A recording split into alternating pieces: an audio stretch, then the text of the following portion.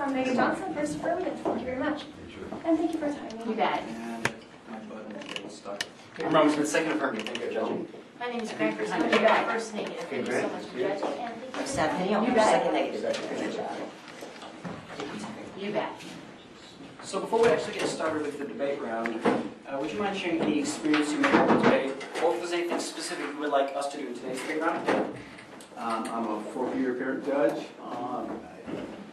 Sometimes I indicate that I think topicality can be overused, it is overused, but it's not impossible to use, and sometimes it's appropriate.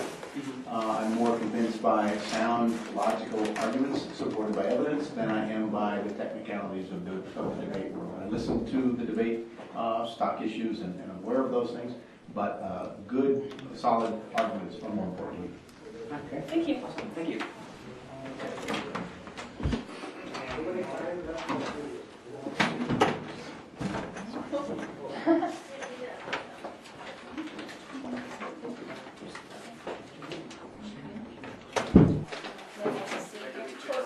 Just those ones there.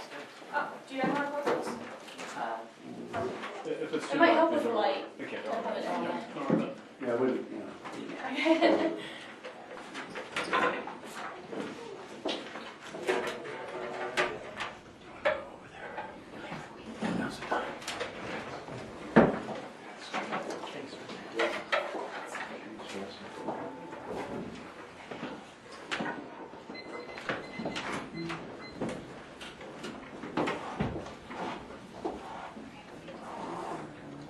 Sure.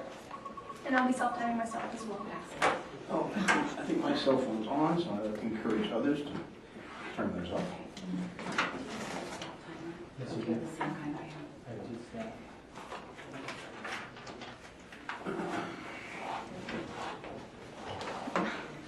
You guys ready? And if you're ready, sir, I'll begin. On November 20th, 2002, Gul Roman froze to death in a secret CIA prison in Afghanistan. A CIA case officer had ordered guards to chain him to the concrete floor and leave him there overnight without clothing or blankets. A Central Intelligence Agency conspired with dozens of governments to build the secret detention program that spanned the globe. The program was intended to protect America, but it facilitated gruesome forms of torture, at times captured the wrong people, and debased the United States' human rights reputation worldwide, unquote. As reported by the Open Society Justice Initiative earlier this year. It's because our government has been participating in inhumane, illegal, and ineffective policies that my partner and I stand resolved that the United States federal government should substantially reform its foreign military presence and/or foreign military commitments. Now, before anything else, let's observe a quick explanation of the policy that we'll be looking at today with our background point, that of extraordinary rendition. Extraordinary rendition. As described by the UK Independent in 2006, quote, extraordinary rendition is where terror suspects are arrested by the CIA and flown to another state where they are subject to torture, unquote. With this background knowledge in mind, let's observe the way that we believe this round should be judged through the criterion of sound policy. Sound policy. Now, we believe that sound policy making requires three criteria to be met. It should be humane, legal, and effective. If any policy does not uphold these three criteria, it should not be supported. Now that we've defined this policy and established the criterion, let's look at the plan that we will advocate today. Our mandate is simple. End extraordinary rendition. End extraordinary rendition. The United States federal government will immediately end all extraordinary rendition agreements and programs with other countries, and no such future agreements will be made. Agency, enforcement, funding, and post-plan detainee transferal will be dealt with through normal means. Essentially, our plan abolishes this policy so that the United States will stop participating in it. For the next several minutes, we'll be looking at why this reform is so crucial with our justifications. The first justification is that of inhumane. Inhumane. Extraordinary rendition leads to brutal and inhumane torture. To document this torture, let's look at a quote from the Online News and Information Center of the International Committee of the Fourth International, March of 2005. They said, quote, Craig Murray, the former British ambassador to Uzbekistan, described some of the methods used by interrogators of rendition detainees, saying that techniques of drowning, suffocation, and boiling liquid are quite common, unquote. Reports also confirm the use of electrocution in the torture of rendition detainees. As horrifying as this practice is, it is one that is employed by the United States today. The United States has a responsibility to uphold human rights and to refuse to torture no matter the circumstances. The impact of this justification is hypocrisy. The United States cannot advocate for human rights around the world when we are participating in the very actions that we're seeking to stop. NBC News reported earlier this year that, quote, as many as 54 nations aided the United States in rendition and detention operations. Amrit Singh, senior legal advisor at the Open Society Justice Initiative, said that these kind of findings really undermine the United States' ability to advocate for human rights around the world, unquote. Our government is acting in a hypocritical way that is inhumane and undermines our credibility. We cannot effectively fight to end human rights violations if we are perpetuating them. Now let's look at justification 2, that of illegal. Illegal. The entire reason that extraordinary rendition exists is that it is illegal to perform this type of torture in the United States. Additionally, this practice violates international law. This was confirmed by Amrit Singh, previously quoted in February of this year. She said, quote, the practice of extraordinary rendition violated international legal standards because it entailed transferring individuals despite a real risk of torture, and because it deprived individuals of impartial review, unquote. Put simply, extraordinary rendition violates international law. In fact, Article 3 of the UN Convention on the Torture and Other Cruel, Inhumane, and Degrading Treatment or Punishment clearly states that, quote, no state party shall expel a person to another state where there are substantial grounds for believing that they would be in danger of being subjected to torture, unquote. This alone should be reason to end extraordinary rendition, as the United States has a responsibility to follow international law. When we break international law, we're giving countries around the world the go-ahead to ignore all human rights standards. This leads to the impact that of U.S. credibility is undermined. U.S. credibility undermined. Julianne Smith, director of the Europe program at the Center for Strategic and International Studies, in April 2007 said, quote, many Europeans believe that there is plenty of evidence right now to prove a long-suspected gap between U.S. stated policies and U.S. action. As a result, U.S. promises to uphold the fundamental pillars of international law are no longer seen as credible. America's moral authority has suffered, unquote. The United States is breaking international law, and our credibility is being undermined. This cannot be allowed, which is why a vote for the affirmative proposal is so crucial. Finally, let's look at a justification that looks purely at the effectiveness of extraordinary rendition, with justification 3, that of ineffective. Ineffective.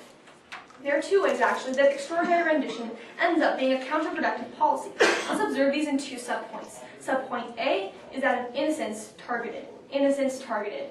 The rendition program often makes incorrect assumptions and targets innocent civilians instead of actual terrorists. Scott Leemick's PhD and professor of political science said in January of this year, quote, the arbitrary detention and torture of legitimate suspects is bad enough, but it's even worse than that. The lack of due process in the extraordinary rendition program inevitably led to the rendition and torture of people who were clearly innocent, unquote.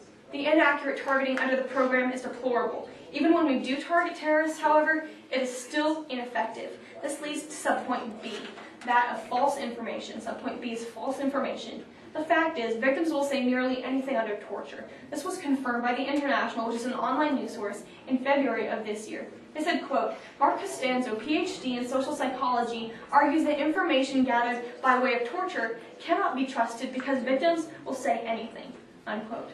False information extracted under torture is useless, and it is the result of extraordinary rendition.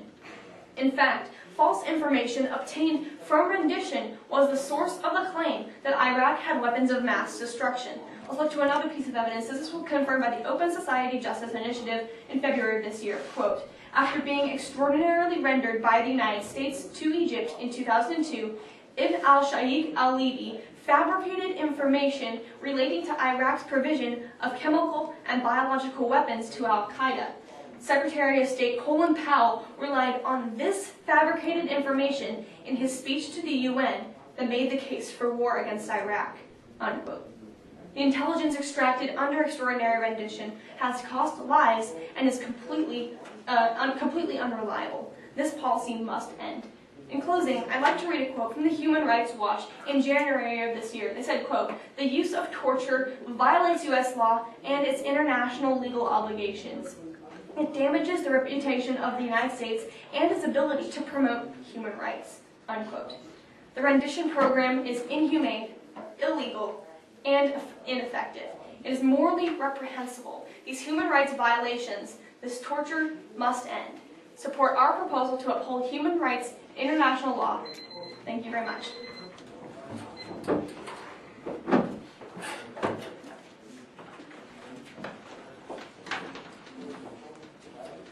All right. First off, most importantly, how you doing today? Pretty good. How about you? I'm doing very well. Thank you for Awesome. asking. Now let's get into your points. Now, first off, you stated that we're basically hypocritical because of this policy. Correct. All right. Now, how many people have had their human rights abused because of extraordinary rendition? Although we don't have the exact number, we have proof that 100 at a minimum have been extraordinarily rendered to countries such as Egypt. Okay, so it's 100. So basically, extraordinary rendition is where they take them out of those nations and they bring them back to the United States, correct? Actually, it's the opposite. What happens is that the CIA takes in what they would believe to be a suspected terrorist and then sends them off for torture in a different country such as Egypt. Okay, they send them off for torture or they send them off for interrogation? Torture, unfortunately. Torture. Yes. Okay, so every single case of extraordinary rendition is a torture case. Yes, the term extraordinary rendition includes that aspect of torture. The reason why we can't just interrogate them is they're using torture that's not legal in the United States. That's why they send them out. Right, but did you provide any evidence that says that every single case of extraordinary rendition is a torture? Yes, the term extraordinary rendition includes that aspect. All right, may I say the Extraordinary Rendition Act? It's actually not an act. What it is, it's an agreement with 54 different countries that the CIA and our government has that basically says that we're allowed to send these people over to their prisons to have them tortured. Okay, thank you. May I actually see your 1C? Yeah, no problem. All of the context, the credentials, everything's in the back. Now, extraordinary rendition was defined by the UK Independent, correct? Yes, the term. Okay, now who was the UK Independent? Who was writing for this? Well, they're just defining the term. The UK Independent is a newspaper, a news source, but the dictionary definition of extraordinary rendition doesn't change. Okay, now to be specific, how many people were taken in extraordinary rendition? Not how many countries, but how many people were taken in? Yeah, like I said previously, we don't have the exact number due to the secrecy that obviously surrounds the program, but more than 100 is what we know. Okay, thank you. And now to your next point. You said Sure. the U.S. credibility is lost. Now, what programs have we lost with other nations? Or what type of progress have we lost with other nations? Have we lost human rights abuses, fixing them in other nations? The decrease in human rights in other worlds, we can't actually measure that. What we've seen is proof that Europe is starting to distrust our stand on human rights other countries have because we failed to uphold our own standards. Right, but which nations? Well, like the evidence that I mentioned, European states. What we're saying is that overall it eliminates the amount of credibility that we have in that arena. Okay, now, which European states? Is it 2? Is it 3? Is it 4? Is it all of them? Again, I don't have the specific countries. You can look at the evidence that we provided in when I see though. Okay, thank you. No further questions. Yeah, no problem.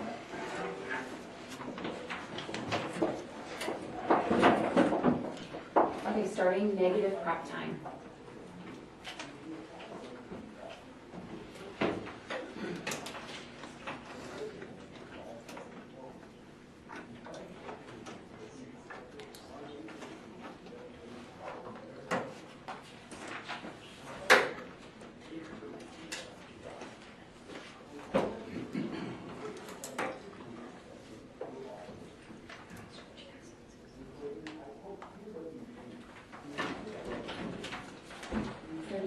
Used.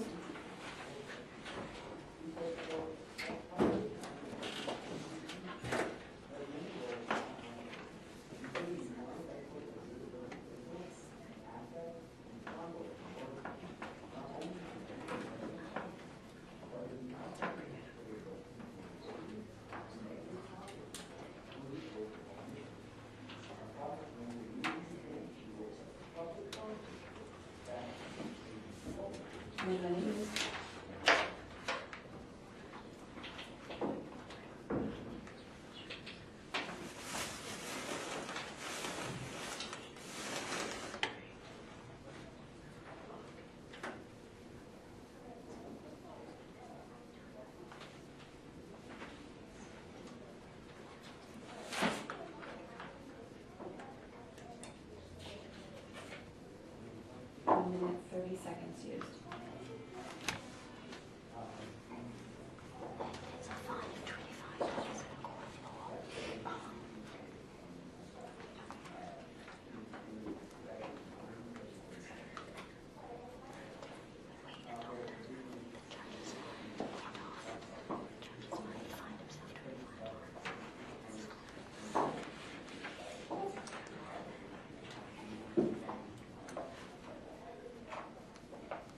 Minutes.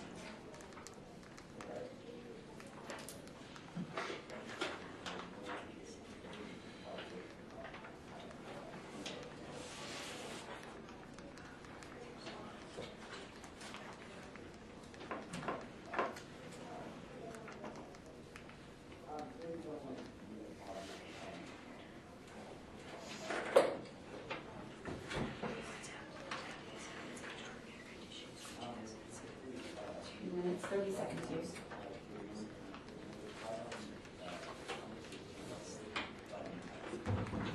Okay, no further commentary needed.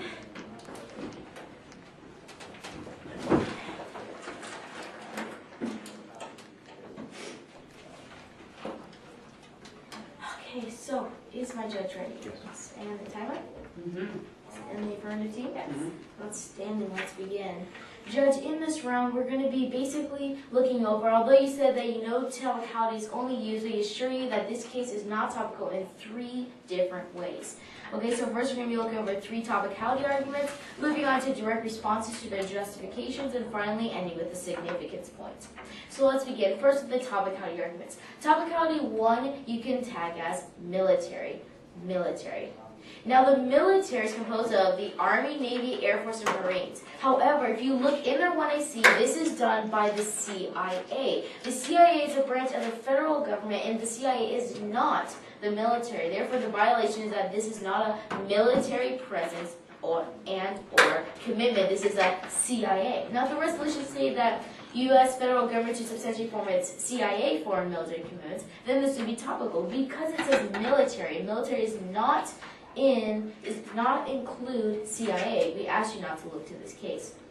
And the second topicality argument you can title as United States. United States. When you look at their background point, when they give the definition of extraordinary rendition, if you notice, this is a part where they didn't read. It says that extraordinary rendition is where terror subjects are arrested by the CIA, again CIA, and flown into another state, usually the suspect's home country, where they are subject to torture. Therefore, we don't even know if the United States is even conducting these tortures or if they send them to the home country and that country. Until the affirmative team proves that it's the United States conducting the tortures, this is not a topical case. The third topicality argument you can title as foreign. Foreign. I want to focus on that phrasing where they did not read in their definition, usually the suspect's home country. Now, there are plenty of terrorists in the United States. Therefore, if we catch a terrorist suspect who is a United States citizen who grew up in the United States, then we have to send them to the United States for torture. Therefore, they're not even topical under the word foreign in the resolution. So there are 3 ways in which they are not topical under this year's resolution. With that, let's move on to the harms responses. You group justification 1 and justification 2 together with 4 responses. Number 1, you can tag as no commitments harmed. No commitments harmed. Now, the affirmative team has not provided any other foreign countries that have harmed their commitments or human rights abuses because the United States conducts extraordinary rendition. They just said because of this, we're not setting a good example. But they have not provided specifically instances showing that other countries, because the United States conducts this, has fallen into the path. My second response you can title as no nations, no nations, pretty much, just no nations. Again, we have not seen any nations who have followed in this path. We have not seen evidence from the affirmative team. They just said it's inhumane and illegal and that we're setting that example. However, we need to see specific instances where they have followed in this so we know if this even is causing this, as the affirmative team is saying. The third response you can tag as can't solve. You can't solve. Now they're saying that this is undermining our U.S. credibility and that this is an act of hypocrisy on the United States part. However, they cannot even solve for our credibility being harmed because we are even supporting nations like Colombia and Bahrain who are having major human rights abuses, which is completely illegal under United States law. So we can see that they cannot solve for U.S. credibility being undermined. Now, if the taglines, if they're talking about U.S. credibility undermined with regards to extraordinary, because of extraordinary rendition, that will give them more credibility. But because they just say our credibility is undermined, they cannot solve. So you can label that as the first solvency point, is that of the U.S. credibility. Because we're giving military to nations such as Colombia and Bahrain, they are committing major human rights abuses. The country in Colombia is even killing innocent civilians and saying that they're terrorists. This is completely inhumane and violation of human rights. Therefore, they can't even solve for the U.S. doing things that are illegal. Let's move on to the justification 3. They say that innocents are targeted and there's false information. You can tag my response as no quantification. No quantification. They have not presented specific numbers of innocents how many innocents who were targeted. They just said that innocents are being targeted, but they did not present specific numbers showing how many of these terrorist suspects we have caught are actually innocent civilians. For all we know, it could be 1 out of 100. With that, let's move on to the significance point. You can tag my significance point as international law. International law. Now, basically, they're saying that this is a violation of international law. However, I have to completely argue against international law, thus decreasing the significance of this extraordinary rendition. We're going to be seeing this new. If you look in the Constitution, under Article 1, Section 1, it says that all legislative power shall be vested in a Congress. It doesn't say all legislative power shall be vested in an international law-making person. It says that all legislative power, all law-making power is invested in Congress. Therefore, we should not allow international law to govern what we as Americans do. Americans should make law for America in America. When we have policies when we have policies made by the United Nations that are affecting the United States, it's completely unconstitutional, and we ask you not to look at international law as a justification for their case. They say it's illegal. There's no U.S. domestic law they have presented that say that this is illegal. This is illegal under international law. However, international law is not to make the law for America. This was the whole point of America rebelling against Britain in the Revolution, is that Britain was making law for America. Moreover, Parliament was making law, which is also unconstitutional under Britain's constitution at that time. So when we see that America should make Americans' laws in America, we should not allow international law to govern what laws we live by. Only America, only Congress, through the ratification proposed in the Constitution. Therefore, we ask you not to look at Justification 2, that is illegal, because under U.S. domestic law, we have not seen a single instance where this is a violation of the law under our domestic law. Thank you, and I now stand open for cross-examination.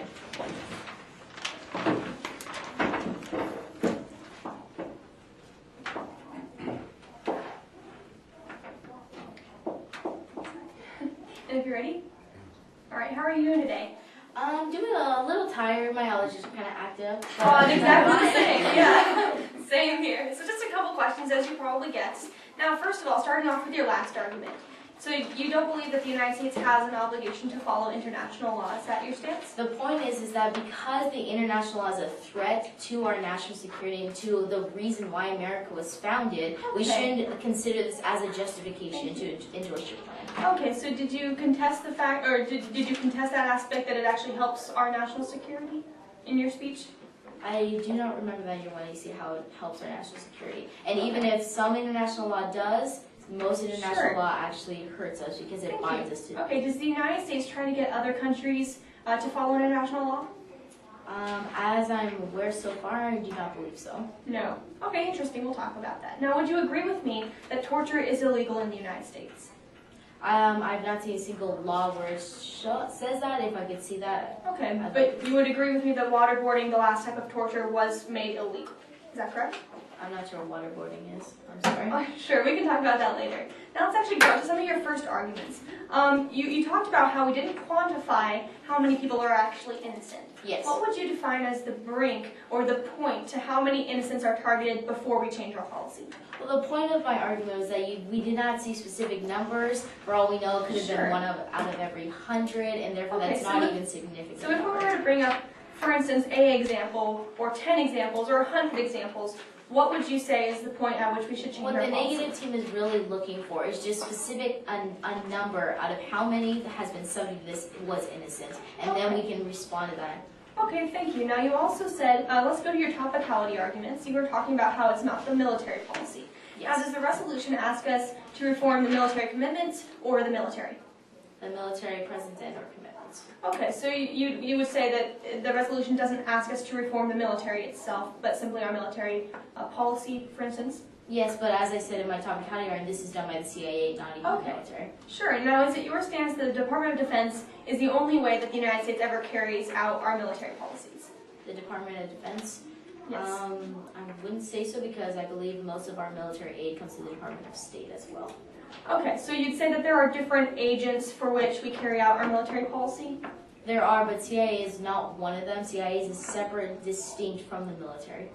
Okay, but you would agree with me such as the Department of State does carry out some military policies, etc.? Yes.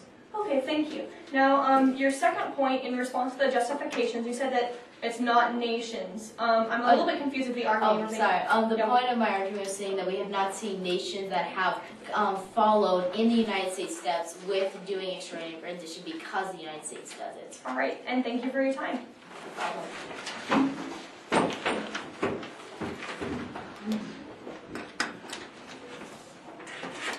I'm also going to sell time to me. Oh, Just sure, to keep myself on absolutely. track. Do you not want hand signals, or would you? Oh, no, I'm really fine. It's not that I don't value you. It just helps me keep on track. Okay. All right. You ready? And the negative team? Megan. Yeah. Right there. Quote, these extraordinary renditions are utterly inconsistent with our broader foreign policy goals of promoting democracy and the rule of law, the very foundations of civil society. These practices have brought us universal condemnation and have frustrated our efforts to work in a concerted way with our allies in fighting terrorism. More importantly, these renditions have undermined our very commitment to fundamental American values. These values are what define us as a people, as a nation. When we undermine them, we undermine everything we stand for, everything we are.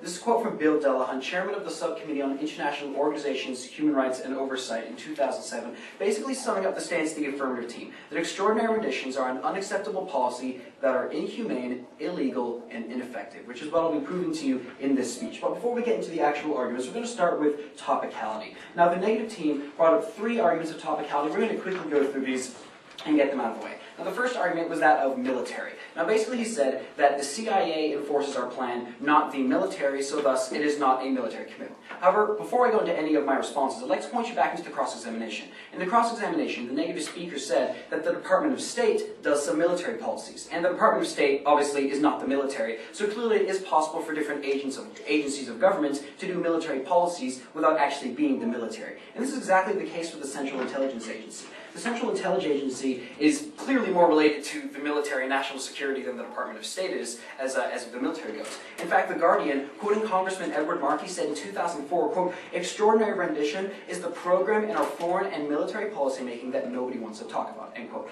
Now, while this congressman said that nobody wants to talk about it, he did say that extraordinary rendition is a program in our military policymaking, which basically backs up the point that I'm making here. Extraordinary rendition is a military policy. And the reason for this is that the resolution does not use the word military as a noun. The resolution does not say we should reform our military's commitments. It says our military commitments. In that context, it's an adjective. And the Merriam-Webster Dictionary defining military as an adjective said, quote, of or relating to soldiers, arms, or war. So basically, that's what military means when it's an adjective, reforming the word commitments. So this is a commitment of or relating to soldiers, arms, or war, which definitely includes this, given we are talking about terrorists, which are just foreign soldiers against us, essentially.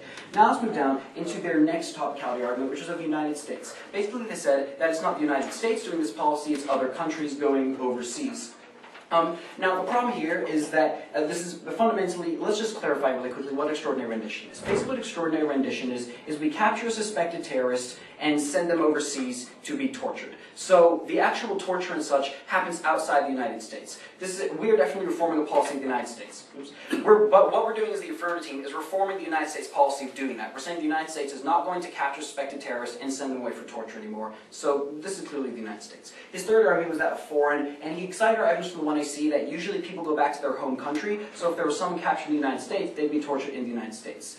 Now, the fact is that, first, the evidence said usually, that doesn't mean always, but second, it's actually illegal to do this torture in the United States. That's the whole reason the program exists, is because it's illegal to do these forms of torture in the United States. That's why extraordinary rendition has to be done by the CIA to do torture, because they can't do it in the United States. It is illegal under our domestic laws. So now let's move down to his arguments against the justifications. Against justification 1 and 2, he had a few generic arguments. His first two arguments actually were talking about specifics, that we haven't provided specific nations that our human rights have been harmed with. Now the fact is, it's hard to specify what the United States does that influences other nations in this area. There's not like, when a country such as Egypt commits human rights abuses, they don't say, we are doing this because the United States does extraordinary rendition. They don't say that. What we can see, though, is that extraordinary rendition undermines our credibility as a whole, because when we get mad at Egypt for doing torture and such, all they have to think is, well, the United States is getting us to torture people for them. How can they say that? That's so hypocritical. That's how the world around us, that's how the world views the United States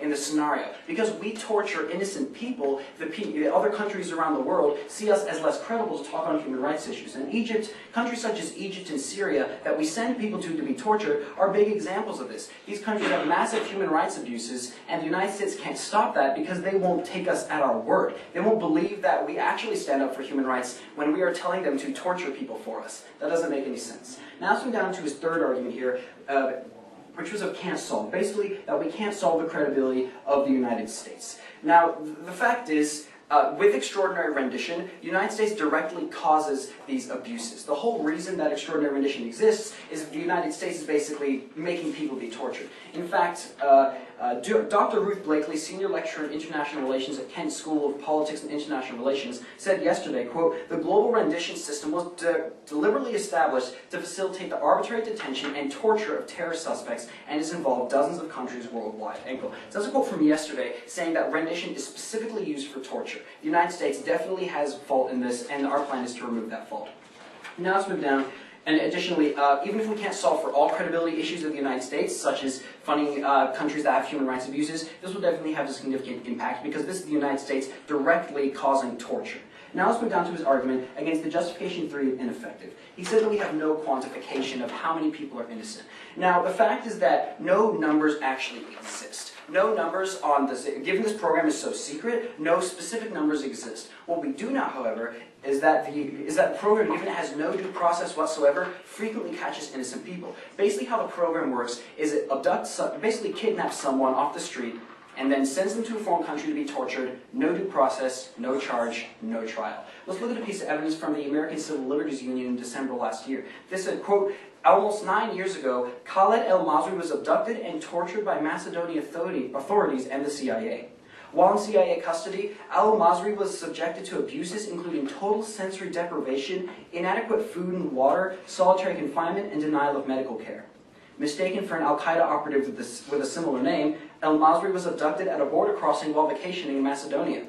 He was never charged with any crime." End quote. This was a completely innocent person who was abducted by this program because he had a similar name to a terrorist. And because the program has absolutely no due process and no charge or trial whatsoever, we didn't find out that he was innocent until we had tortured him. Clearly that is an abuse. Now the fact is, one civilian, one innocent person being tortured is bad enough. That is enough reason to get rid of this program. One innocent person being tortured is enough reason to get rid of this program. But we can look at multiple examples if the negative team continues to press this point. While we don't have a specific estimate of how many people were innocent, what we do know is that we look at the evidence in the 1AC from a PhD saying that the program specifically catches a lot of innocent people because there is no due process whatsoever.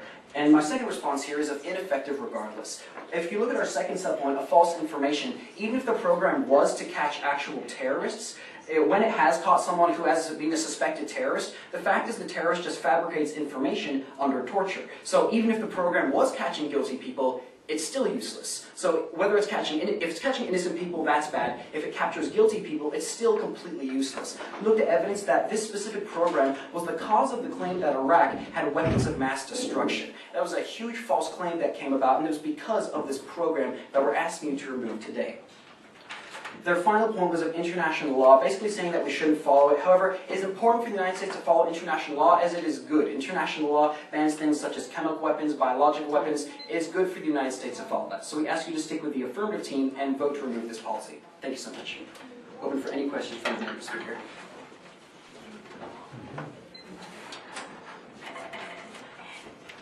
Is my judge ready? Remember? Yes. Oh, sorry. Yes. Excellent. Excellent. Let's begin. Hello, how are you doing today? I'm doing great. Congratulations on making that runs. How are Thank you? you too.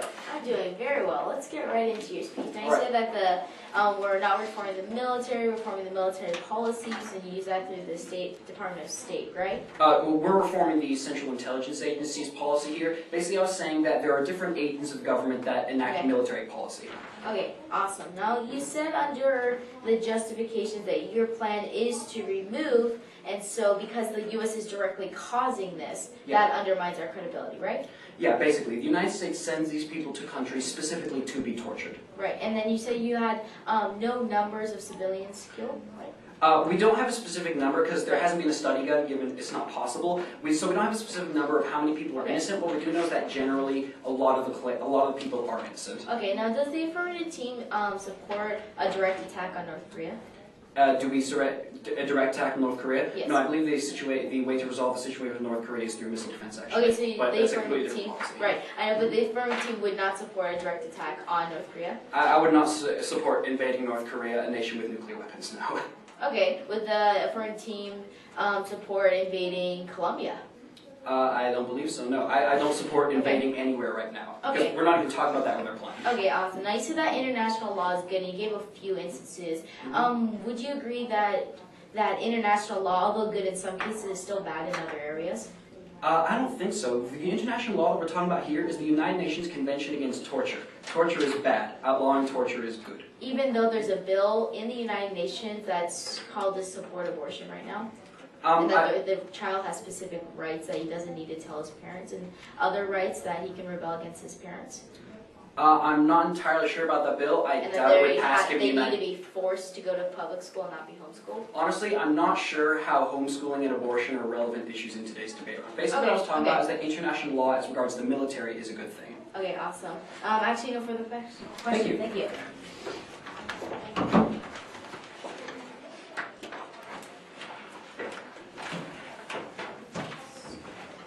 Starting, am I going negative? Yes. Starting negative prep time. 2 minutes, 20 seconds remaining.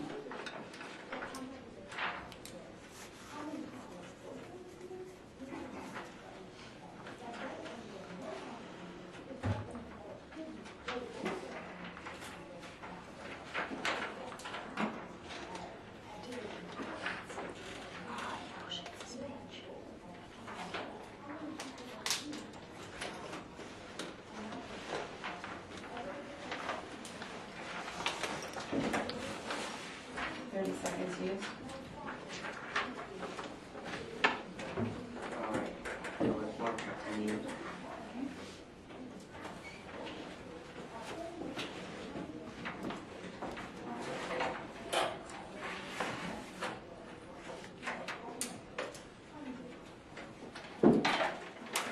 Ready then? Judge ready?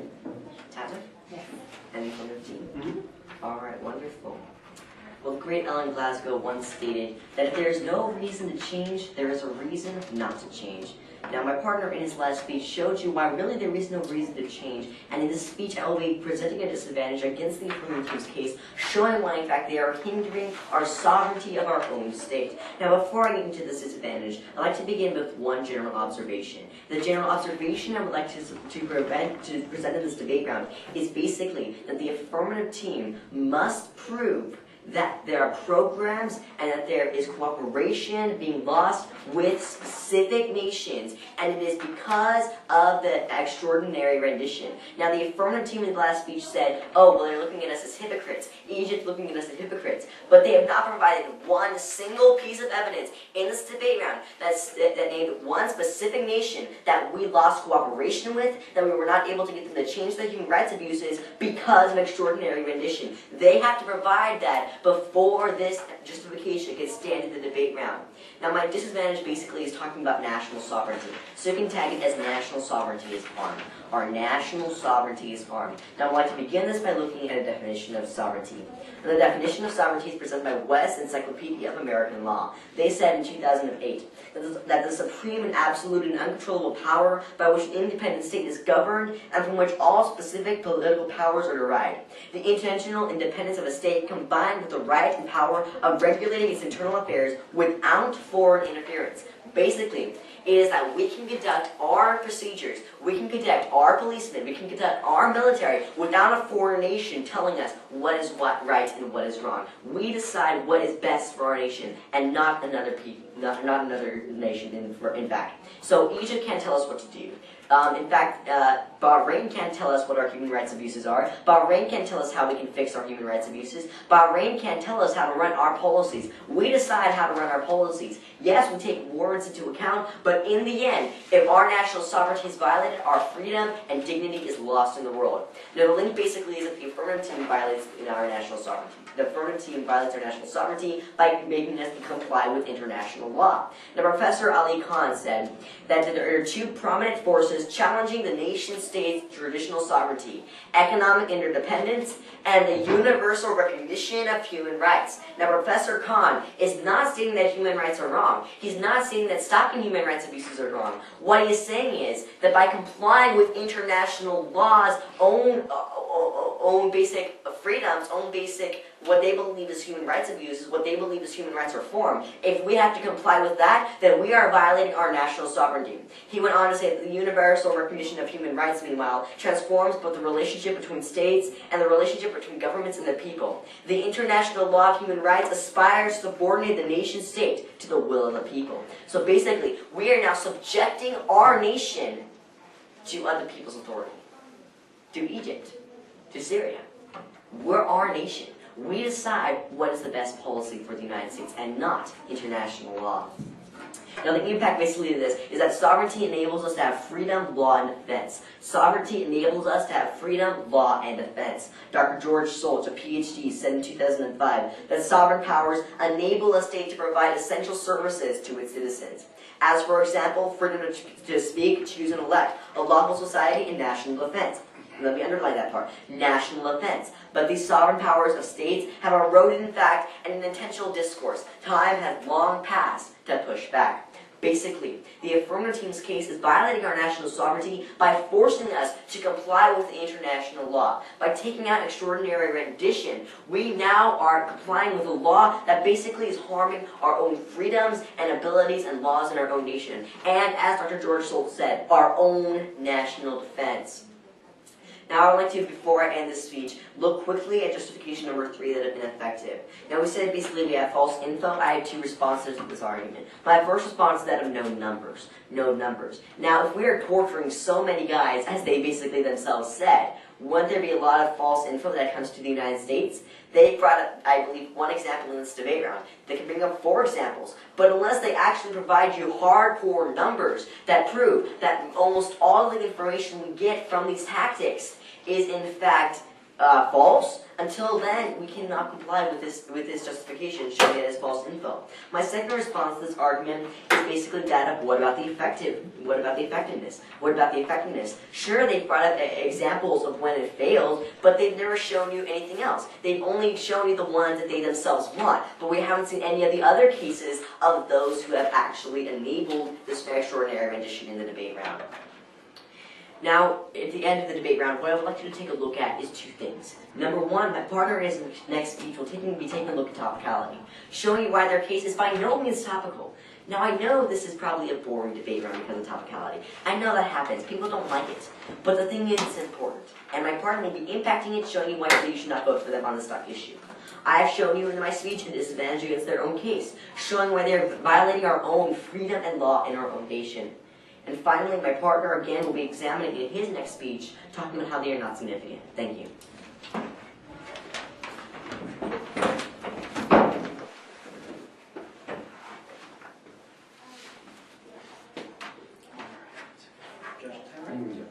Alright, hey, how are you doing today? Doing very well, sir. How are you? I'm doing great. Just a couple questions about your speech. Oh, congrats on making it to our ones, by the way. Oh, you too. Alright, so just a couple questions. So first off, is the stance of the negative team that international law is always bad?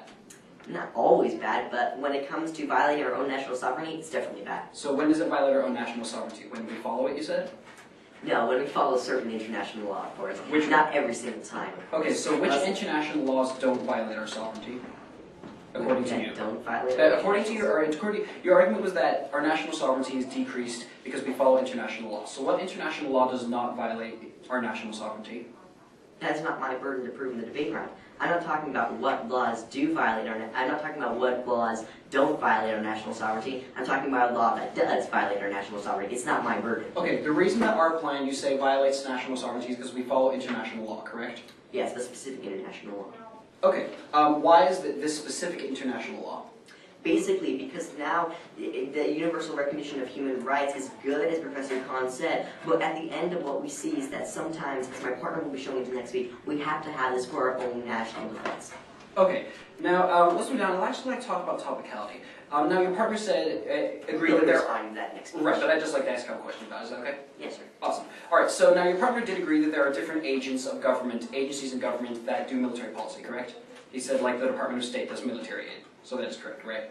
Correct, but you as the affirmative team would have to prove that this particular policy done by the CIA is a military policy in the first place. Okay. In fact, if you look to their own evidence, it's talking about CIA policing. In fact, if you look to a terrorist attack on the United States soil, we don't call in the military to protect us, we call in the police force and they capture the guy who did it, went to Boston. Okay, but we have agreed on the fact that there can be different agencies of government other than the military, the armed forces that enact military policy, correct? We have agreed on that? Correct, but you as the affirmative team again would have to prove that the Right. CIA is...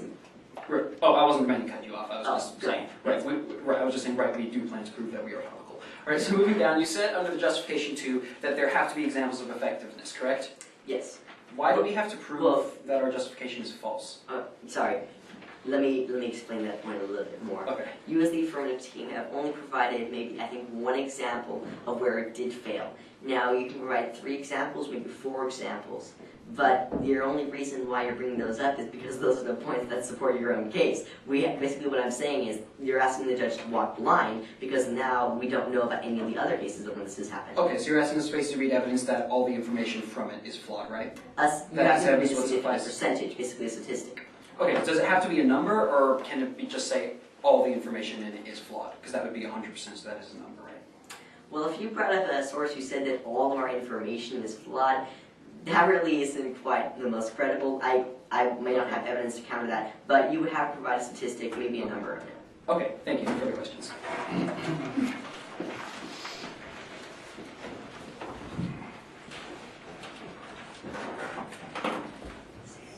Resuming negative prep time, a minute and 40 seconds. No, Okay. actually.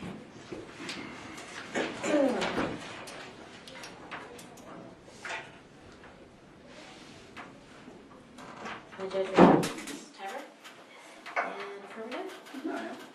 Let's begin.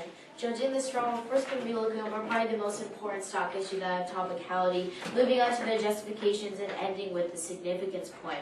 So let's begin first with the topicality point. Under my first topicality point, he said that the CIA is the military because he just said it is the military. My response to this, I have 2 responses. Number 1 is that the CIA is not a foreign military presence and it's not a foreign military commitment. Not only under the resolution does it have to be a military, it has to be a foreign military commitment, which is explained in my third topicality point, so I'm going to be responding to. The second is that the CIA is not the military. The CIA is not part of the military.